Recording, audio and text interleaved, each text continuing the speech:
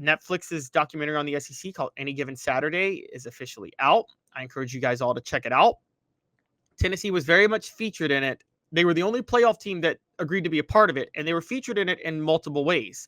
And we're going to talk about those now, and it's going to be 4 Downs because it's going to speak to a few things that are kind of intriguing about the documentary. And it's 4 Downs brought to you by Ted Russell Ford Lincoln. Ted Russell Ford Lincoln is your home for the finest vehicles in Knoxville, new and used, East Tennessee's largest Ford and Lincoln volume dealer. So let's get going now. 4 Downs. First, Cooper Mays here. Like and subscribe. That's right. Hit like and subscribe, everybody, because the first part is going to be the funniest part, and it's where everybody's going to laugh. And I'm already going to set up the poll question now. This poll question closed out. Which Tennessee running back is most likely to win the Doak Walker Award? Deshaun Bishop and Peyton Lewis tied for the lead at 47%. Each Star Thomas at 5%. Okay. First down. Diego Pavia was taking massive shots at Tennessee before Tennessee and Vanderbilt faced off last year. Now, I'm just going to ask the poll question. Does Diego Pavia have a weird hatred for Tennessee specifically? I know he's at Vanderbilt. I know that's kind of a rivalry, but the way he talked about how Vanderbilt's going to run the state of Tennessee in the offseason. He has this delusion of winning a national title. Well, in the Netflix docuseries, Diego Pavia, and this is, by the way, let's start Coop here, first down. Diego Pavia said before the matchup with Tennessee when they played last year, quote, "We can beat Tennessee literally any given Saturday. They think they're going to destroy us." And then he said, "Expletive, every single one of them dudes, we're going to win this game at all cost." Now, Clark Lee jumps in and goes, "I want to effing beat Tennessee, and I need everyone to be on the same page." Then he said, "We're not leaving that stadium Saturday without a win." Well, too bad that didn't happen. Tennessee beat Vanderbilt 36-23. Maybe they thought they were going to get that start. In case you guys forgot, Vanderbilt actually jumped out to a 14-0 lead and then a 17-7 lead. And then Tennessee scored 29 unanswered points, I believe. I believe it was 29 unanswered points. They went on a dominating run. Vanderbilt got a meaningless touchdown at the end of the game for it to finish 36-23, and Tennessee walked out of there and clinched their spot to the college football playoff. Diego Pavia, for all his talk in that game, was 8-17 for 104 yards, just 1 touchdown and 1 interception. Did have 11 carries for 45 yards, I guess, if you want to point that out. But, I mean, he was sacked 3 times in that game. So I think it's kind of funny that he did all this talking. Why is he doing all this talking? It's not holding up. First of all, Diego Pavia sued to be able to play another year of college football past his eligibility, which is living proof that he knows that he's not good enough for the NFL, and certainly doesn't believe he's good enough for the NFL. That alone is why you should stop talking trash, bro.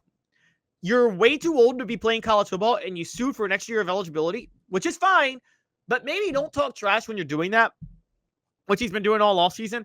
And it turned out he did last year before the Tennessee game and before Tennessee got humiliated. Or before Vanderbilt got humiliated. Now, I don't mind the first part of that. Quote, "We can beat Tennessee literally any given Saturday. They think they're going to destroy us." Okay, that's fine. That's fine. You want to rally your team and say you can beat everybody. But F every single one of them dudes.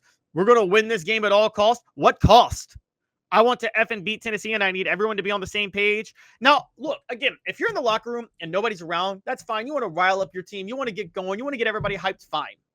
You know the cameras are on for this documentary, though. You do know the cameras are on for this documentary. It felt like he was trying to let people know that this is how he felt. He was trying to make a point. That was a really weird thing to do when you take that into account. I'm sorry, it is. And it seems like Diego Pavia is trying to get more famous for his talking at Tennessee than he is winning games. But again, I'm not trying to knock him too much. He did win 6 games last year, and he had 20 or 7 games, got 20 touchdowns, just 4 interceptions, had definitely his best season, averaging a little over 7.5 yards per carry, though. And Clark Lee getting involved, I think, is even funnier because, again, the cameras are on. You know that this is for a documentary. You know that could be used. You know they're in the locker room.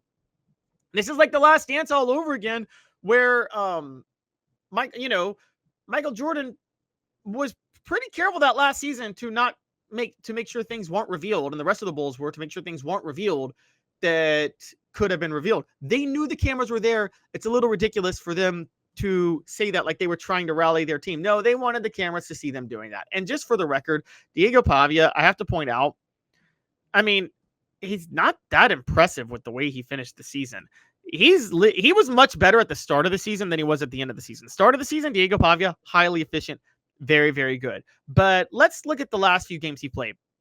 Georgia Tech game, everybody's looking at the 3 touchdowns. He only completed 61.9% of his passes, only threw for 160 yards against not a great team. Yes, he did a rush for 2, so he had 5 total touchdowns. I get it, 245 yards total, but again, also a meaningless bowl game. But Tennessee, LSU, and South Carolina, all 3 games, he was very mediocre in those games, even worse against Tennessee. His best game of those was probably South Carolina, and they blew him out. And the Auburn game that they won, they didn't win because of him. He was 9 of 22 for 143 yards and technically threw for 2 touchdowns, but he was not efficient in that game. So I think Diego Pavia, he did not finish strong enough to the season to be talking about this. So it was a little weird. That was kind of the funniest part that stood out to me in the documentary. Cooper Mays here. Second down. Tennessee had a little bit of fun and revealed something about them that we knew about them in their tradition that a lot of other people didn't know, which is when Tennessee goes to the locker room after winning a game, they sing, "We don't give a damn about the whole state of whatever state the school that they just beat us from." And then they say, "We're from Tennessee." That's all famous. We know it. A lot of people who cover Tennessee fans, former Tennessee players, they all know that. A lot of the national media is not aware of that, though. That was in the documentary after the Vanderbilt game, of all things. They chanted, "We don't give a damn about the whole school of Vanderbilt. And then they said, "We're from Tennessee." Again, it looks like they wanted people to see that that's part of their tradition. They wanted to give some all access. Tennessee did it after the game, not before the game. Diego Pavia was talking all the trash.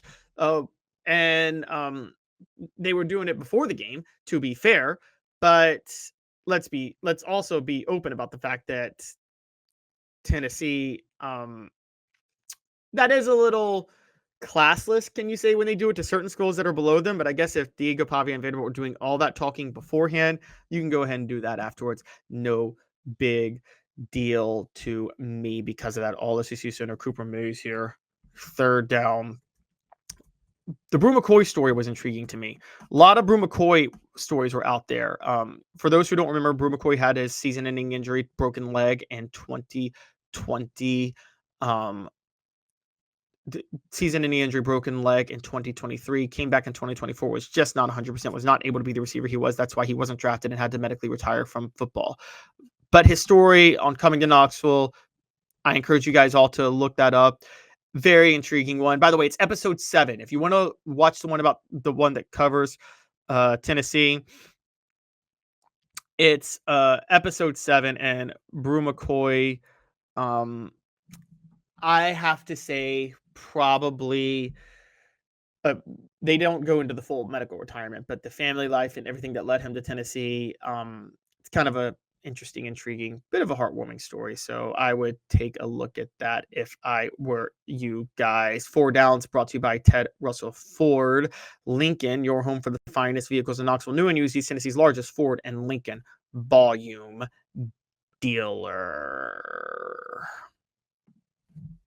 A beacon of hope in a world of high prices. Look to the skies, Knoxville. Super savings is here. Ted Russell Ford is East Tennessee's #1 volume Ford dealer. Right now, get 0% APR, 0 down, and 0 payments for 90 days on select models, plus 2 years complimentary maintenance. Come see the super dealer today at either Ted Russell Ford location, Parkside Drive, or Kingston Pike. All SEC center Cooper Mays here. 4th down. Fourth down is if you want to look at how things affected Tennessee more than anything, it's the locker room issues that have plagued the program were actually on display. And they are from when Tennessee lost to Arkansas. And we see that it's harder to manage the roster now with the way things are going.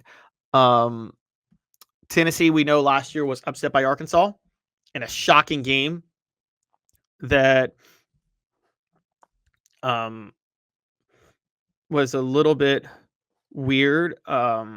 And Jacob Warren was actually featured on the podcast. To be fair, not the podcast, but Jacob Warren was featured in the article about what he said on the offense, and he was talking about how it is more of a running offense that people don't realize. And there were questions about Heupel's offense, and then came to the locker room issues. There was a play where Andre Turrentine and Omar Norman Lott are really going into it. They're getting really mad because Omar Norman Lott picked up a penalty, and Turrentine goes, "You know that, bro. You effed up, bro. You got to effing play smarter." That was after I believe Taylor Green got knocked out of the game from the Omar Norman Lott hit. On top of that, there was we know about the saga surrounding Nico Iamaleava, but the Arkansas loss also showed drama involving, ironically of all people, Boo Carter, and he apparently was frustrated with the team and with after that Arkansas lost. And then we also know the Amari Thomas situation in which he threw a player down to the ground, threw a fan down to the ground, walking off the field. So there's a lot of interesting things in that part of the docuseries that I would encourage you guys to take a look at.